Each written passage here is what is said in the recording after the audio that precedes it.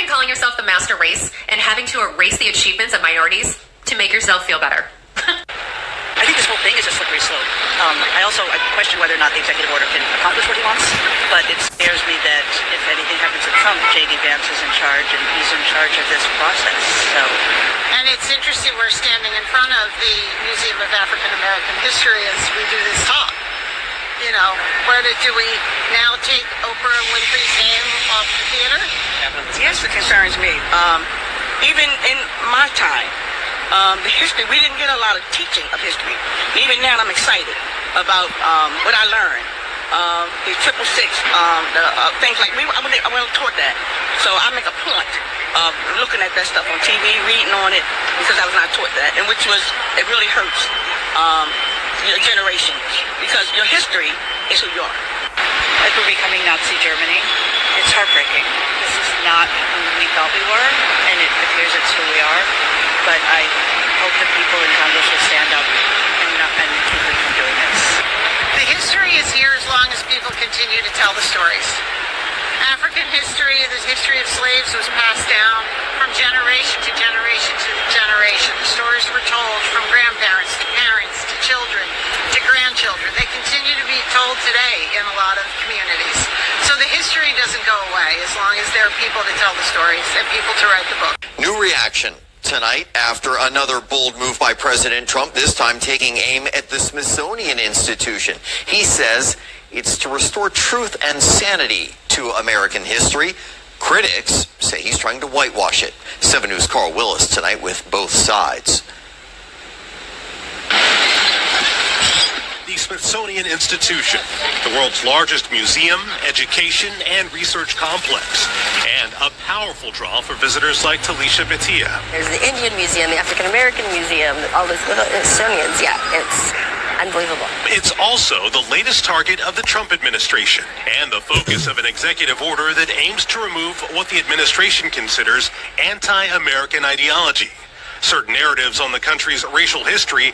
Part of the executive order reads, quote, "Over the past decade, Americans have witnessed a concerted and widespread effort to rewrite our nation's history, replacing objective facts with a distorted narrative driven by ideology rather than truth." The order also seeks to remove recognition of the achievements of trans women in the American Women's History Museum. I feel like that's overstepping their boundaries of what the government, because it should be open and equal to everybody. The executive order specifically mentions the Smithsonian American Art Museum, as well as the National Museum for African American History and Culture, for having divisive race-centered ideology.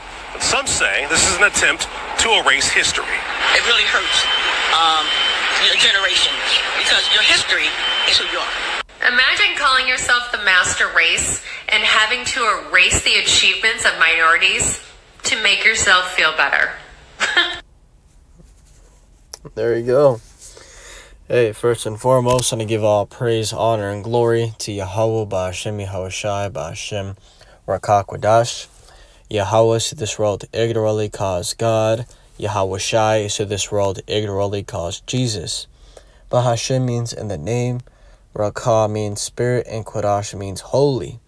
And that's all in the Paleo Hebrew. Also want to give double honors to the other bishops and apostles of Great Millstone, the time of this truth. Hey, today's video, I wanted to go over this clip right here, which shows you exactly, what the scriptures prophesy. Okay, it says, Esau is ashamed of his history, trying to erase and whitewash again a clear sign that you are Esau.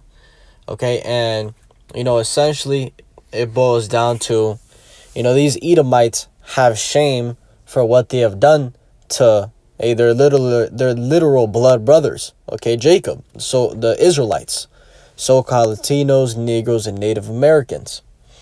And here it is. Trump is talking about how you have people out here that are trying to, change history and bring this perverse ideology. What he's trying to say is that there's people out here that say that these so-called white people are hateful. Okay, these so-called white people, which they're Edomites, all they do is hate. They're racist, and they have a negative bias towards so-called Latinos, Negroes, and Native Americans, right? But ultimately, That's not some type of narrative that is being spun. That's just the truth, right? Because this is not something that is new, okay? The battle between Jacob and Esau. Okay, this is something that has happened since they were in the womb, right? When you go and read Genesis, it talks about how Jacob and Esau were pretty much battling in the womb, okay? And towards the end of the history, it says that Esau was seeking to kill Jacob, okay? Because in Esau's eyes, Jacob took his birthright. But ultimately, it was Jacob's to begin with, right? That's what Esau didn't understand. Because, the Lord's timing is perfect, okay? And the Lord, already predetermined that Jacob was going to do it in that way.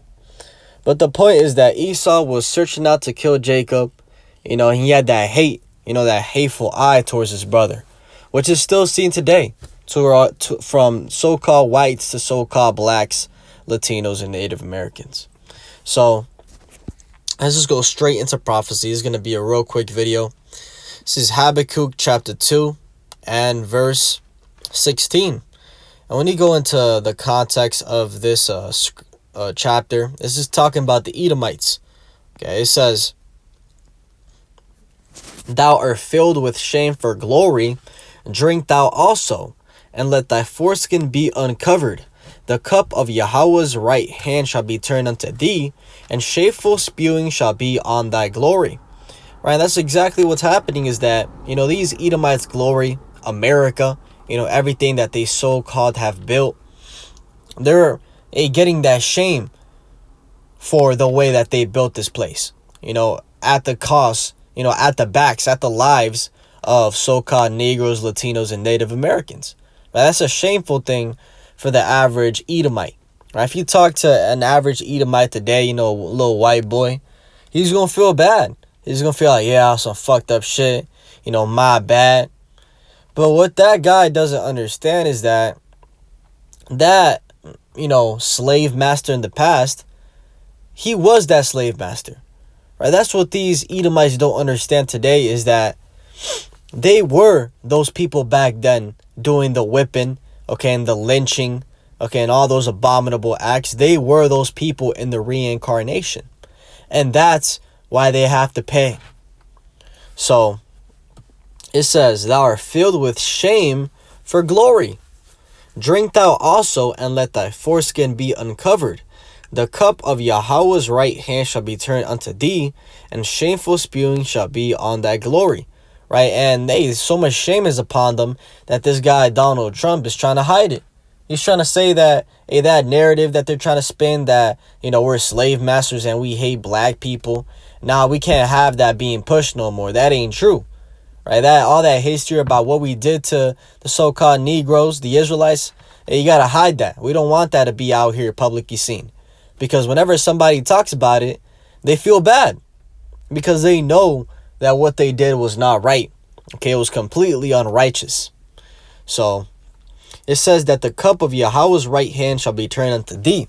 Okay, and that cup is going into slavery. Okay, the Lord is about to put slavery on these Edomites, and it's going to happen at the hand of the Israelites. Let's go ahead and read that in Isaiah or Obadiah chapter 1. It says, Obadiah chapter 1 and verse 18, it says, "And the house of Jacob shall be a fire, and the house of Joseph a flame, and the house of Esau for stubble. And they shall kindle in them and devour them, and there shall not be any remaining of the house of Esau, for Yahweh hath spoken it." Right? And if you don't understand what that is saying, it's saying that the Israelites are going to put these Edomites in slavery, and it's going to get to the point that every single Edomite is exterminated. Okay, there's not going to be a single Edomite soul living on this earth. Right? Complete genocide. That's how much, the Lord has hate towards these people. And, I mentioned that cup. I mentioned how the Lord is going to put that cup on them. Let's get that scripture. This is Jeremiah chapter 49, right? And this is talking about Esau. Let's actually read that right there. Jeremiah chapter 49 and verse 10.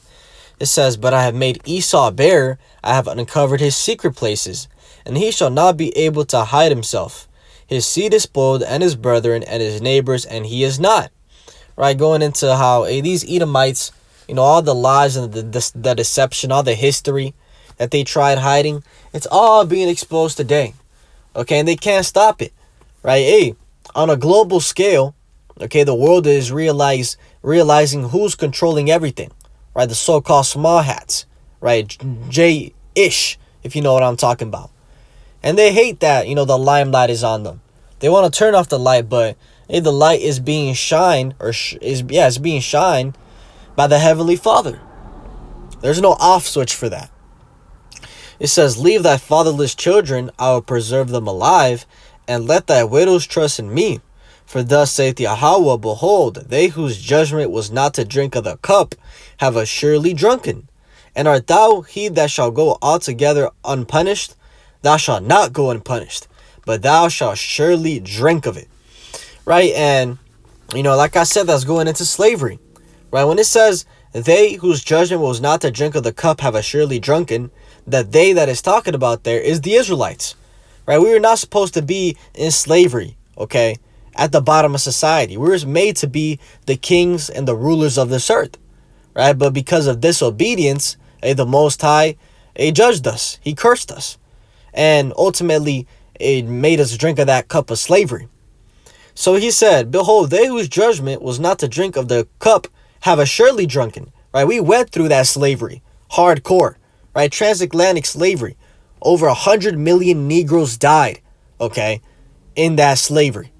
So assuredly, we drink of that cup for sure. It says, and art thou he that shall go altogether unpunished? Thou shalt not go unpunished, but thou shalt surely drink of it. Right, so, you think you're going to get away? It's pretty much, the Lord is pretty much telling these Edomites, you think that I'm going to let you go off the hook? If I didn't let my chosen people go off the hook, you must be crazy. You're surely, okay, going to drink of that cup. And it's going to happen soon. Right? How everything is lining up right now is going to happen soon. Let's read what the Lord is going to do too. Verse 13. For I have sworn by myself, saith Yahweh, that Bosra shall become a desolation, a reproach, a waste, and a curse. And all the cities thereof shall be perpetual wastes. Right, in that Bosra there, okay, it's talking about America. When you do the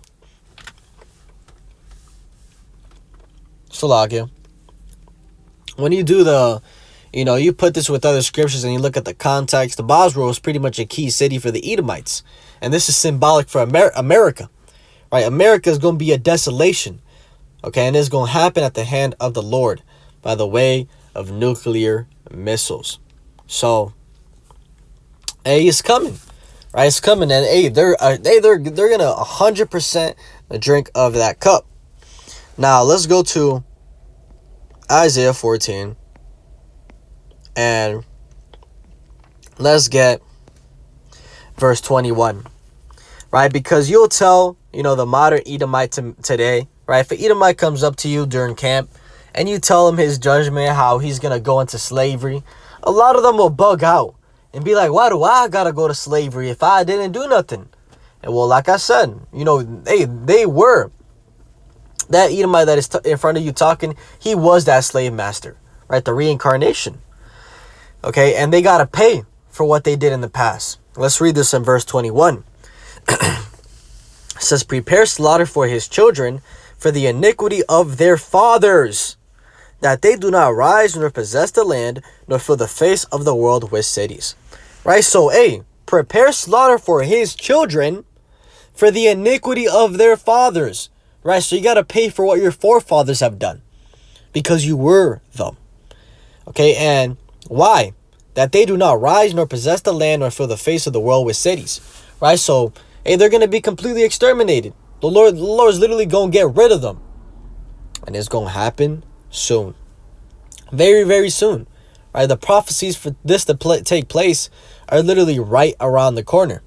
So, we're living in some beautiful times. And I'll get one more scripture going into, what we're seeing. I think it's Habakkuk or Obadiah, chapter 1, And verse 10, it says, "For thy violence against thy brother Jacob, shame shall cover thee, and thou shalt be cut off forever." Right? So all the horrendous things that they did to us, hey, literally search it up. How they were feeding, us to alligators, little baby Israelites to alligators. Okay, we were pretty much seen as sport. That was a sport, to throw little Israelite kids to alligators. What kind of, wicked and base people is that? So for all those things that they did to their own brother, shame shall cover them. Right? That's why they're trying to pass this act, executive order that, hey, we got to stop all that history. You got to hide it. Right? That's the thing today. They call it critical race theory. Right? Search that word up. Critical race theory. Essentially, it's the concept. I'll search it up. Critical race theory is an academic and legal framework that denotes that systemic racism is a part of American society. From education, housing to employment and healthcare, critical race theory recognizes that racism is more than the result of individual bias and prejudice, right? Because racism is something that, is literally ultimately put in every single nation, right? All of us are racist, and that's just the straight truth. But when you look at why, it's because every single body goes back to a nation. Every single body goes back to a tribe, right? Racism essentially goes back to, hey, I'm from the tribe of Israel and you're from the tribe of Moab. Hey, we're at war. I don't fuck with you because you're a Moabite. That's where it essentially originated from. Okay, and that's how we all operate, at a subconscious level. Okay, if the Most High is racist, hey, what does that make us also? So it's not just an individual biased thing. No, we're like this. And the fact is that, hey, these Edomites have a real hatred, a real racism towards their own brother. Okay, Israelites. And it ain't no theory. Okay, it's straight fact. So they try to pass it as a theory, something that is a social construct. But it's critical race historical facts, as the brother's channel is titled. So, hey, for thy violence against thy brother Jacob, shame shall cover thee, and thou shalt be cut off forever. Complete extermination, genocide. So, that's the truth. That's the truth of what's coming. Esau is about to be destroyed. Hopefully this is edifying. With that, I want to give all praise, honor, and glory to Yahweh, Ba'ashem, Yahweh Shai, Ba'ashem, Rakakwadash, and double honors to the elder bishops and apostles of Great Millstone that taught me this truth. Shalom to you, elect. Shalom.